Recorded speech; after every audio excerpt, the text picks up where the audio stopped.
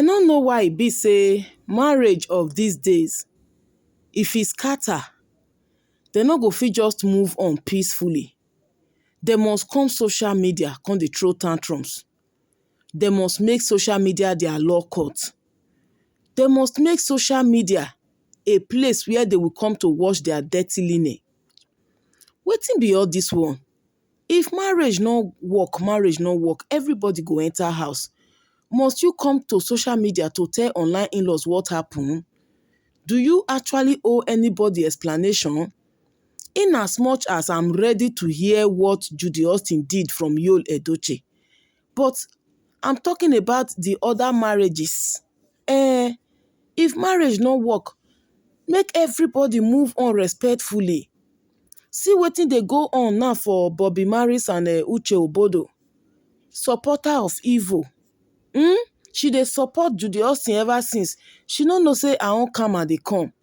Good or bad, she be dey husband house, whether she senior the man o, na she dey feed the man o. As far as say Bobby Maris will not hear am say na so e go cheat on her, na so e do this one, she be dey manage and dey go. But since when she started dey support Judy Austin, I hate people wey go see white, they'll call am blue, they'll see blue, they'll call am red. Na im karma take hit on Uche Obodo so. E good, e no good, good or bad. She don still become single mother. Now, she don comot from 2 marriage, just like Judy Austin. If you dey look Judy Austin supporters, you go see am say they get something in common. They get something in common. She first marry, born her first daughter. She come marry Bobby Maris, born 2 children for her. Now she don still leave am and she's just 40. Uche Obodo just celebrated her 40 years birthday this year, so she still have a long time ahead of her, long years ahead of her by the grace of God. So you think say maybe she no go wan remarry again? Maybe they can't follow you. See wetin dey happen between she and her ex now, Bobby. When they throw shade up and down, they say no be every woman the crown, wife crown fits, blah blah blah. Say Bobby, no guys, I don't support this. Now this one wey dey happen between Uche Obodo and Bobby Maris, na make Judy Austin dey fear now when they say she go dey beg Yul Edochie. They say Judy Austin call Yul, write Yul Edochie dey beg and say, if any day at all, say social media everywhere don cast say yes, they no dey again, make everybody move on respectfully. She no want that idea of Yul Edochie granting interview, going to broadcast or writing things on social media about her. So Judy, you were enjoying it o. When Yul was doing it to Queen May, when Yul come accuse Queen May Edochie say she did tummy tuck, she do breast enlargement, she do BBL. When Yul Edochie dey lie say na so Queen May no gree return bride price, na she fight for divorce, but im don dey request make dem come return bride price to am. May and her family no gree return bride price. When Yul dey drag Queen May directly and indirectly on social media, you were happy o, you were clapping, you dey dance.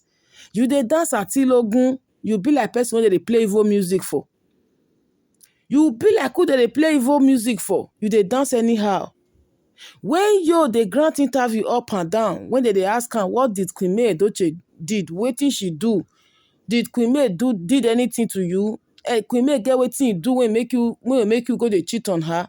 You no see wetin e talk. You dey happy even while e set that stupid narrative say maybe e get wetin Queen May do, because e no gree answer that question. Na there me even know say Queen May no get wetin e do this man. Yul Edochie no get self-discipline. Yes, it's not discipline, selfishness. Open eye, make I chop, clean mouth. Na I put Yul Edochie for the one when e dey. When Yuliana dey do all these things, Juju Ekwesu, you no tell am say make e stop o, make e leave Queen May. After all, Queen May has moved on. This woman no grant interview one day about you. She no talk about you one day for this social media for almost 4 to 5 years now. We no hear pimp for Queen May Edochie mouth. She focus on herself, her business, her career, her brand, everything. But now you don't know say you and Yul Edochie now, una two don put leg for one trouser. You don see wetin dey happen between Bobby Maris and Uche Obodo.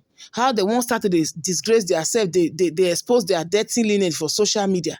Now you go, they call Yul Edochie, say if everybody just if na separate, make everybody move on respectfully. Like go buy that idea, make Yul Edochie come out for social media, come talk about una, come talk about her, come talk about una children.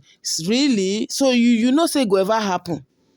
The fact that you even know that it will happen is what I'm even loving now. I love him. I like him. I cherish him. The fact that you know that Yul Edochie is going to drag you out one day, it go rubbish you. And if you not get deep secret, you not get evil secret when you dey hide, why you go dey panic, dey fear, say you'll get wetin you won't come talk about you for social media? You not supposed fear now. They say clear conscience fears no accusation. If you know say you not get wetin you do when Yul Edochie go fit come out come talk about, why you dey warn ahead of the thing? Why you dey beg Yul Edochie make he abeg not go dey do like Bobby Maris? Because that one Bobby Maris, Uche Obodo ex now, I can call her I can call him her ex because that one don already write freedom. He say he don free. Nothing when he never write for social media since yesterday. Nothing. Even Uche Obodo get a sister don't even dey fire back. Now you don dey see and say, okay, when MC Fish of Anita Joseph, that one still come out grant interview. Now so Anita toast am, not being toast Anita. Now so Anita cheat on him. Now so he still cheat on Anita Joseph. They come out, they grant interview, they go broadcast. When the thing they sweet una not they right for each other. I will spend eternity with you, the air I breathe. If the thing not can still work, because marriage is not a do or die affair, why not they move on peacefully? Must you come out on social media to explain yourself? To who exactly? For who exactly? Now Judy Austin now don't they fear? Say Anita Joseph ex come out. Bobby Maris now, Uche Obodo ex don't still they come out. Yourself to Fedi still they come out for Queen May. So definitely Yul Edochie is going to come out for her. Yes. Because you no go fit say wetin you see say you dey do Queen May, e no go do you one day. E go reach your turn. Life na turn by turn, one step at a time. You dey enjoy the cruise when Yul Edochie dey disrespect Queen May for social media. You be enjoying it. You forget say stick when they take beat first wife, now they keep am, they keep am down, arrange am, they dey hide am, make anything not do am. It must reach second, third body. Yes. So you don't need to fear, you don't need to panic, you don't need to go dey beg Yul Edochie. You don't need to dey warn her down. Because you know say definitely this marriage e no go fair last. E no be say the marriage fair even fair day before. You just dey passion, you just dey play along, dey deceive your gullible prick warrior say all is well. You know say na only you want dey inside. You know you are on your own in this marriage. You don't even know whether in a married man, in a single married man. Because you cannot be married to Yul Edochie and you are living alone in Abuja. Why Yul is in Nigeria? They not get wetin they do for Asaba when they live for Asaba. Now him and Lizzy Go they live together. So Juju Ekwesu, stop warning Yul Edochie, stop writing him, stop begging him not to say anything about una relationship, una anything if it's poor. You no feel warn am because he do am to Queen May, go still do am to you. Why you dey fear now? Like why? You get wetin you do. If you know say you get wetin you do, now you go dey fear. But if you know say your conscience clear, you no need to dey fear. Juju Ekwesu, you no need to dey fear. So let Yul Edochie be. Let him do what he wants to do when the time comes. He's a man. I be not being tell you saying a man. He go fit taking decision without nobody fit advise him.